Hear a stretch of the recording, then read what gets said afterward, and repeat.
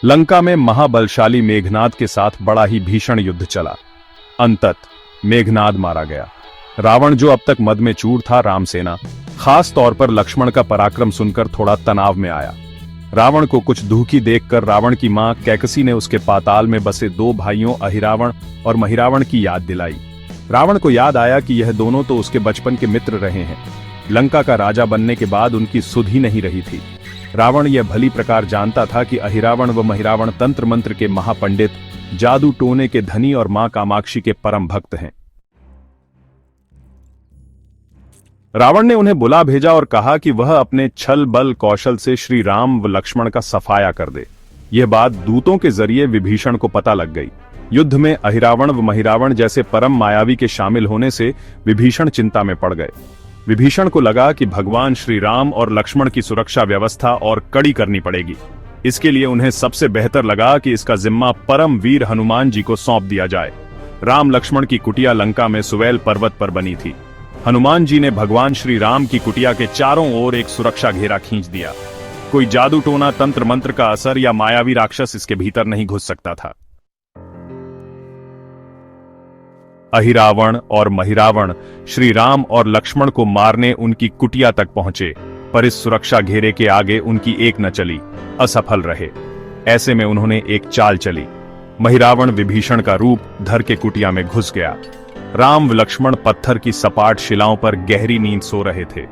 दोनों राक्षसों ने बिना आहट के शिला समेत दोनों भाइयों को उठा लिया और अपने निवास पाताल की ओर लेकर चल दिए। विभीषण लगातार सतर्क थे। उन्हें कुछ देर में ही पता चल गया कि कोई अनहोनी घट चुकी है। विभीषण को महिरावण पर शक था। उन्हें राम लक्ष्मण की जान की चिंता सताने लगी।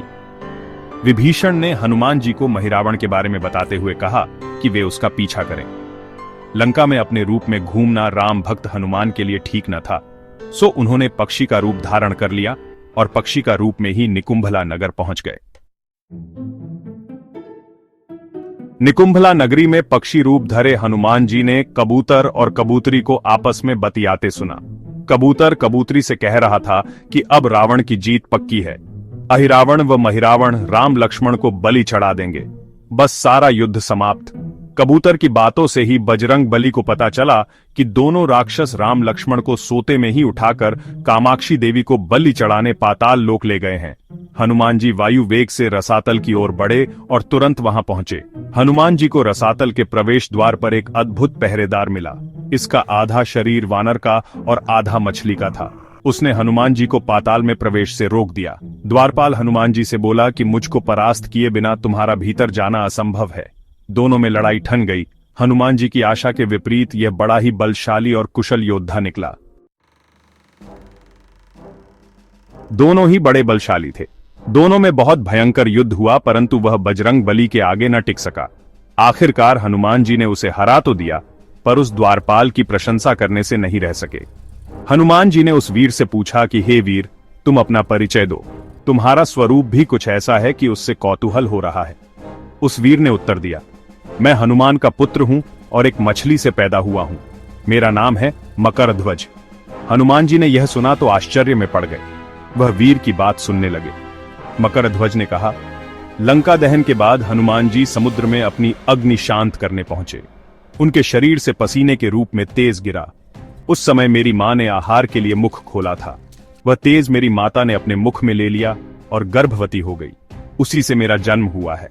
हनुमान जी ने जब यह सुना तो मकरध्वज को बताया कि वह ही हनुमान है।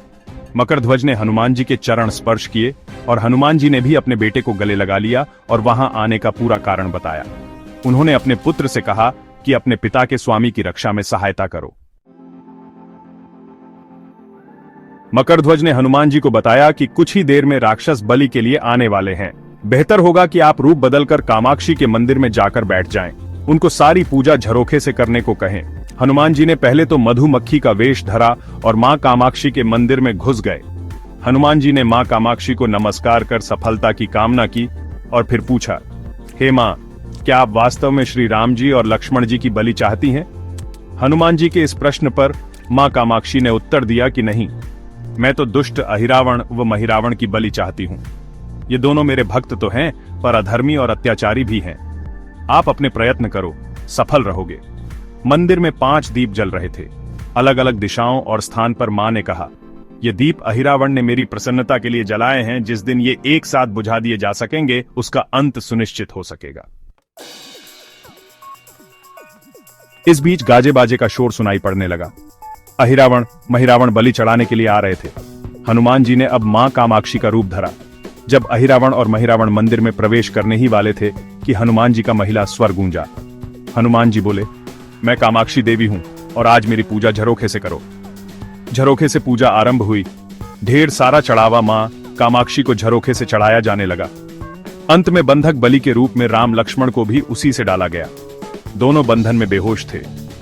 हनुमान जी ने तुरंत उन्हें बंधन मुक्त किया।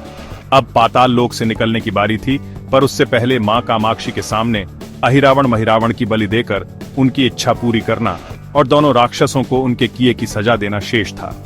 अब हनुमान जी ने मकरध्वज को कहा कि वह अचेत अवस्था में लेटे हुए भगवान राम और लक्ष्मण का खास ख्याल रखे और उसके साथ मिलकर दोनों राक्षसों के खिलाफ युद्ध छेड़ दिया।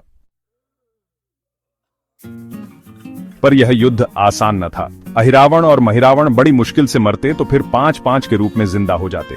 इस विकट स्थिति में मकरध्वज ने बताया कि अहिरावण की एक पत्नी नागकन्या है। अहिरावण उसे बलात् हर लाया है। वह उसे पसंद नहीं करती पर मन मार के उसके साथ है। वह अहिरावण के राज जानती होगी। उससे उसकी मौत का उपाय पूछा जाए। आप उसके पास जाएं और सहायता मांगे। मकरध्वज ने राक्षसों को युद्ध में उलझाए रखा और उधर हनुमान अहिरावण की पत्नी के पास पहुंचे।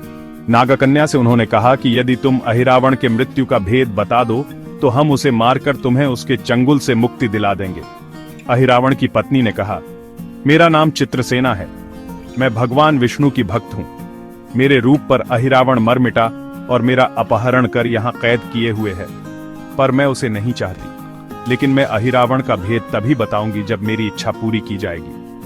हनुमान जी ने अहिरावण की पत्नी नागकन्या चित्रसेना से पूछा कि आप अहिरावण की मृत्यु का रहस्य बताने के बदले में क्या चाहती हैं?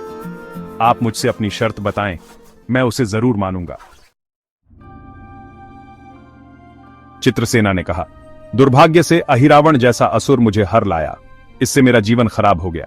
मैं अपने दुर्भाग्य को सौभाग्य में बदलना चाहती हूं। आप अगर मेरा विवाह श्री राम से कराने का वचन दें तो मैं अहिरावण के वध का रहस्य बताऊंगी। हनुमान जी सोच में पड़ गए। भगवान श्री राम तो एक पत्नी निष्ठ हैं। अपनी धर्म पत्नी देवी सीता को मुक्त कराने के लिए असुरों से युद्ध कर रहे हैं। वह किसी और से विवाह की बात तो कभी न स्वीकारेंगे। मैं कैसे वचन दे सकता हूं? फिर सोचने लगे कि यदि समय पर उचित निर्णय न लिया तो स्वामी के प्राण ही संकट में हैं। असमंजस की स्थिति में बेचैन हनुमान जी ने ऐसी राह निकाली कि सांप भी मर जाए और लाठी भी न टूटे। हनुमान जी बोले, तुम्हारी शर्त स्वीकार है, पर हमारी भी एक शर्त है। यह विवाह तभी होगा जब तुम्हारे साथ भगवान राम जिस पलंग पर आसीन होंगे वह सही सलामत रहना चाहिए। यदि वह टूटा तो इसे अपशकुन मानकर वचन से पीछे हट जाऊंगा। जब महाकाय अहिरावण के बैठने से पलंग नहीं टूटता तो भला श्री राम के बैठने से कैसे टूटेगा? यह सोचकर चित्रसेना तैयार हो गई। उसने अहिरावण समेत सभी राक्षसों के अंत का सारा भेद बता दिया। चित्रसेना ने कहा, दोनों राक्षसों के बचपन की बात है। इन दोनों के कुछ शरारती राक्षस मित्रों ने कहीं से एक भ्रामरी को पकड़ लिया। मनोरंजन के लिए वे उसे भ्रामरी को बार बार कांटों से छेड़ रहे थे। भ्रामरी साधारण भ्रामरी न थी, वह भी बहुत मायावी थी, किंतु किसी कारणवश वह पकड़ में आ गई थी। भ्रामरी की पीड़ा सुनकर अहिरावण और महिरावण को दया आ गई और अपने मित्रों से लड़कर उसे छुड़ा दिया।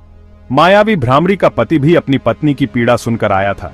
अपनी पत्नी की मुक्ति से प्रसन्न होकर उस भौंरे ने वचन दिया था कि तुम्हारे उपकार का बदला हम सभी भ्रमर जाति मिलकर चुकाएंगे। ये भौंरे अधिकतर उसके शयन कक्ष के पास रहते हैं। ये सब बड़ी भारी संख्या में हैं। दोनों राक्षसों को जब भी मारने का प्रयास हुआ है और ये मरने को हो जाते हैं, तब भ्रमर उनके मुख में एक बूंद अमृत का डाल देते हैं। उस अमृत के कारण ये दोनों राक्षस मरकर भी जिंदा हो जाते हैं। इनके कई कई रूप उसी अमृत के कारण हैं। इन्हें जितनी बार फिर से जीवन दिया गया उनके उतने नए रूप बन गए हैं। इसलिए आपको पहले इन भंवरों को मारना होगा। हनुमान जी रहस्य जानकर लौटे। मकरध्वज ने अहिरावण को युद्ध में उलझा रखा था, तो हनुमान जी ने भंवरों का खात्मा शुरू किया। वे आखिर हनुमान जी के सामने कहां तक टिकते? जब सारे भ्रमर खत्म हो गए और केवल एक बचा तो वह हनुमान जी के चरणों में लौट गया। उसने हनुमान जी से प्राण रक्षा की याचना की। हनुमान जी पसीज गए। उन्होंने उसे क्षमा करते हुए एक काम सौंपा। हनुमान जी बोले, मैं तुम्हें प्राण दान देता हूं, पर इस शर्त पर कि तुम यहां से तुरंत चले जाओगे और अहिरावण की पत्नी के पलंग की पार्टी में घुसकर जल्दी से जल्दी उसे पूरी तरह खोखला बना दोगे। भंवरा तत्काल चित्रसेना के पलंग की पार्टी में घुसने के लिए प्रस्थान कर गया। इधर अहिरावण और महिरावण को अपने चमत्कार के लुप्त होने से बहुत अचरज हुआ, पर उन्होंने मायावी युद्ध जारी रखा। भ्रमरों को हनुमान जी ने समाप्त कर दिया। फिर भी हनुमान जी और मकरध्वज के हाथों अहिरावण और महिरावण का अंत नहीं हो पा रहा था। ये देखकर हनुमान जी कुछ चिंतित हुए। फिर उन्हें कामाक्षी देवी का वचन याद आया। देवी ने बताया था कि अहिरावण की सिद्धि है कि जब पांचों दीपकों एक साथ बुझेंगे तभी वे नए नए रूप धारण करने में असमर्थ होंगे और उनका वध हो सकेगा। हनुमान जी ने तत्काल पंचमुखी रूप धारण कर लिया। उत्तर दिशा में वराह मुख, दक्षिण दिशा में नरसिंह मुख, पश्चिम में गरुड़ मुख, आकाश की ओर हयग्रीव मुख एवं पूर्व दिशा में हनुमान मुख। उसके बाद हनुमान जी ने अपने पांचों मुख द्वारा एक साथ पांचों दीपक बुझा दिए। अब उनके बार बार पैदा होने और लंबे समय तक जिंदा रहने की सारी आशंकाएं समाप्त हो गई थीं।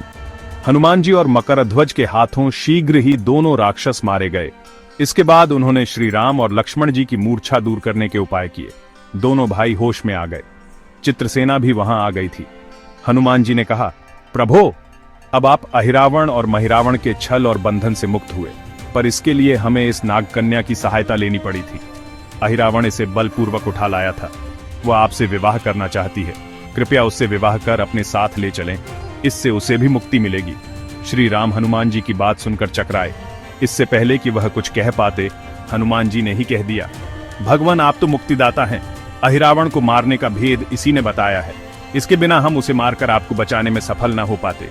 कृपा निधान इसे भी मुक्ति मिलनी चाहिए, परंतु आप चिंता न करें।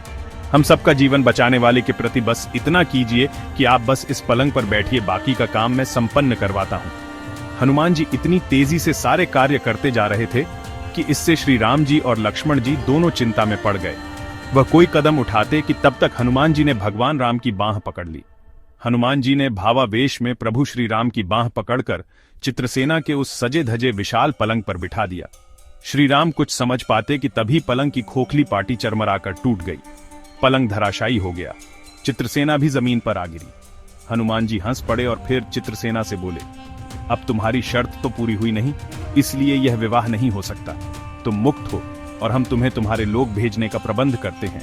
चित्रसेना समझ गई कि उसके साथ छल हुआ है। उसने कहा कि उसके साथ छल हुआ है। मर्यादा पुरुषोत्तम के सेवक उनके सामने किसी के साथ छल करें, यह तो बहुत अनुचित है। मैं हनुमान को श्राप दूंगी। चित्रसेना हनुमान जी को श्राप देने ही जा रही थी कि श्री राम का सम्मोहन भंग हुआ। वह इस पूरे नाटक को समझ गए। उन्होंने चित्रसेना को समझाया, मैंने एक पत्नी धर्म से बंधे होने का संकल्प लिया है, इसलिए हनुमान जी को यह करना पड़ा। उन्हें क्षमा कर दो। क्रुद्ध चित्रसेना तो उनसे विवाह की जिद पकड़े बैठी थी। श्री राम ने कहा, मैं जब द्वापर में श्री कृष्ण अवतार लूंगा तब तुम्हें सत्यभामा के रूप में अपनी पटरानी बनाऊंगा। इससे वह मान गई। हनुमान जी ने चित्रसेना को उसके पिता के पास पहुंचा दिया। चित्रसेना को प्रभु ने अगले जन्म में पत्नी बनाने का वरदान दिया था। भगवान विष्णु की पत्नी बनने की चाह में उसने स्वयं को अग्नि में भस्म कर लिया। श्री राम और लक्ष्मण, मकरध्वज और हनुमान जी सहित वापस लंका में सुवैल पर्वत पर लौट आए।